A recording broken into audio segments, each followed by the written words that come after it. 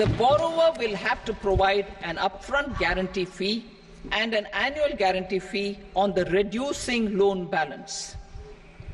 New assessment model for MSME credit. Public sector banks will build their own in-house capability to assess MSMEs for credit instead of relying on external assessment. They will also take a lead in developing or getting developed a new credit assessment model based on the scoring of digital footprints of the MSMEs in the economy.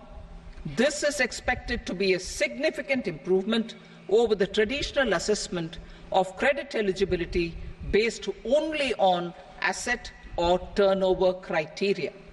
That will also cover MSMEs without a formal accounting system. Credit support to MSMEs during stress period. I'm happy to announce a new mechanism for facilitating continuation of bank credit to MSMEs during their stress period while being in special mention account, SMA stage, for reasons beyond their control. MSMEs need credit to continue their business and to avoid getting into the NPA stage. Credit availability will be supported through a guarantee from a government-promoted fund. Mudra loans.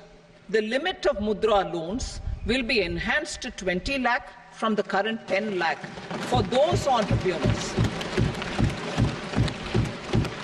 who have availed and successfully repaid previous loans under the Tarun category.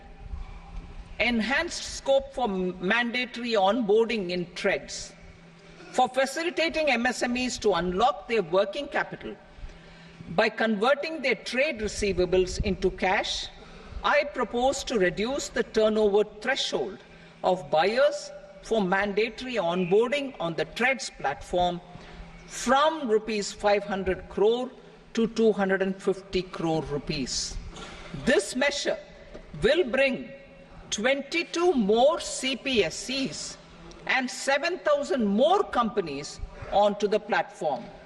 Medium enterprises will also be included in the scope of the suppliers. SIDBI branches in MSME clusters. SIDBI will open new branches to expand its reach to serve all major MSME clusters within 3 years and provide direct credit to them. With the opening of 24 such branches this year, the service coverage will expand to 168 out of 242 major clusters. MSME units for food irradiation, quality and safety testing. Financial support for setting up of 50 multi-product food irradiation units in the MSME sector will be provided. Setting up of 100 food quality and safety testing labs with NABL accreditation will be facilitated. E-commerce export hubs. To enable MSMEs and traditional artisans to sell their products in international markets, e-commerce export hubs will be set up in public-private partnership mode. These hubs, under a seamless regulatory and logistic framework, will facilitate trade and export-related services under one roof. Measures for promotion of manufacturing and services. Internship in top companies. As the fifth scheme under Prime Minister's package, our government will launch a comprehensive scheme for providing internship opportunities in 500 top companies to 1 crore youth in 5 years. They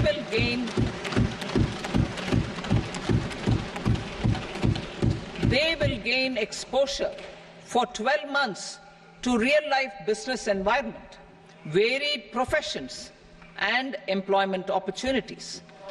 an internship allowance of 5,000 per month, 5,000 rupees per month, along with a one-time assistance of 6,000 rupees will be provided.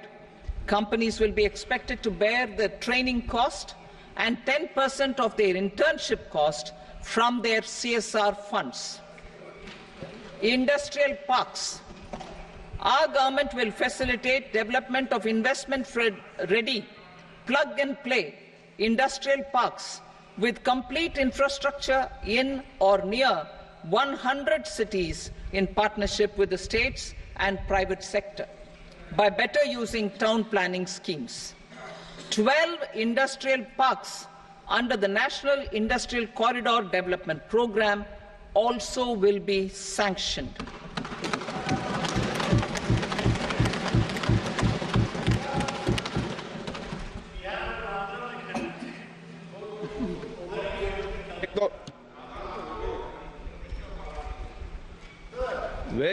No, please, Petty.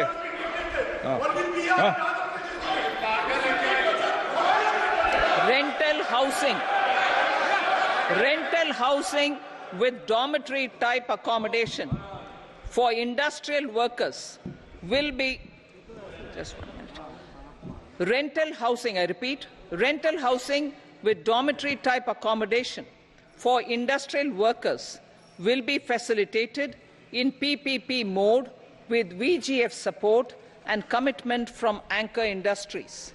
Shipping industry, ownership, leasing and flagging reforms will be implemented to improve the share of Indian shipping industry and generate more employment. Critical mineral mission. We will set up a critical mineral mission for domestic production, recycling of critical minerals and overseas acquisition of critical mineral assets. Its mandate will include technology development, skilled workforce, extended producer responsibility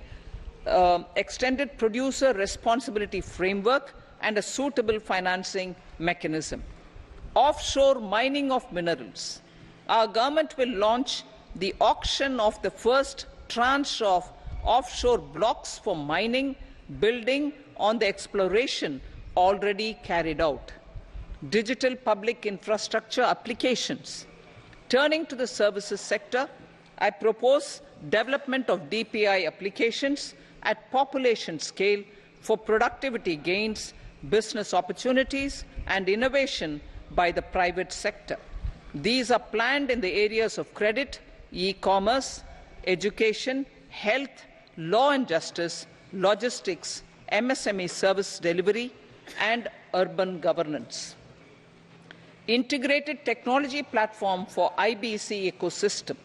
An integrated technology platform will be set up for improving the outcomes under the Insolvency Bankruptcy Code for achieving consistency, transparency, timely processing and better oversight for all stakeholders.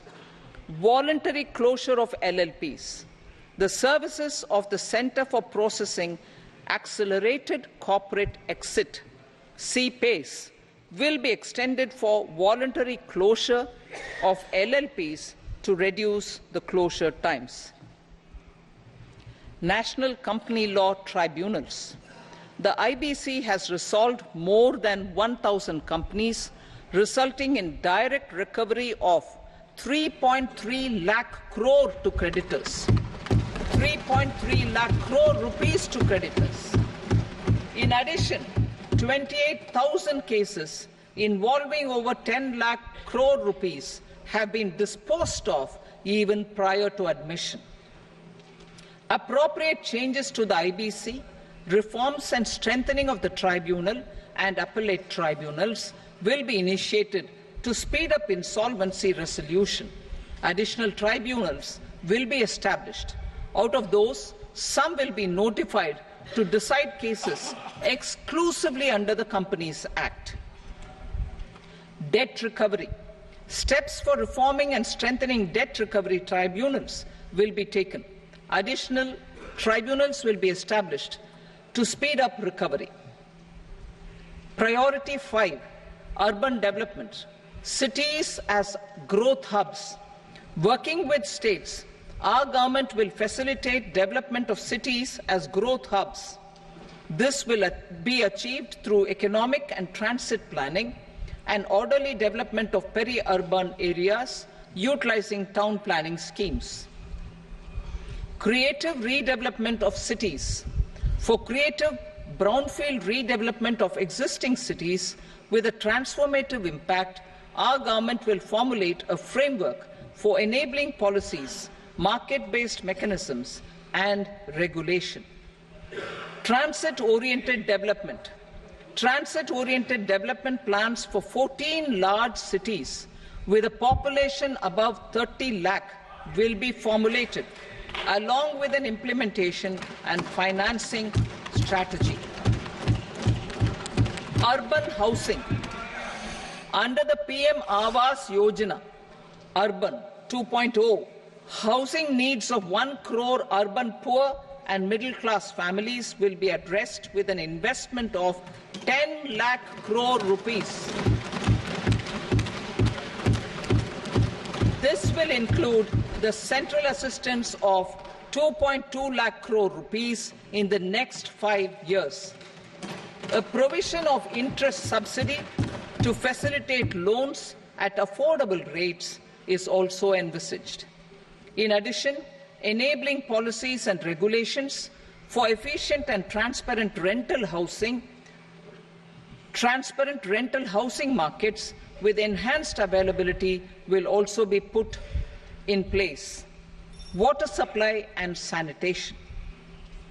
In partnership with state governments and multilateral development banks, we will promote water supply, sewage treatments, and solid waste management projects and services for 100 large cities through bankable projects. These projects will also envisage use of treated water for irrigation and filling up of tanks in nearby areas. Street markets. Building on the success of PM Swanidhi scheme in transforming the lives of street vendors, our government envisions a scheme to support each year over the next 5 years the development of 100 weekly hearts or street food hubs in select cities. Stamp duty. We will encourage states which continue to charge high stamp duty to moderate the rates for all and also consider further lowering duties for properties purchased by women. This reform will be made an essential component of urban development schemes. Priority 6, energy security, energy transition. In the interim budget, I had announced our strategy to sustain high and more resource-efficient economic growth, along with the energy security in terms of availability, accessibility, and affordability. We will bring out a policy document on appropriate energy transition pathways that balances the imperatives of employment, growth, and environmental sustainability.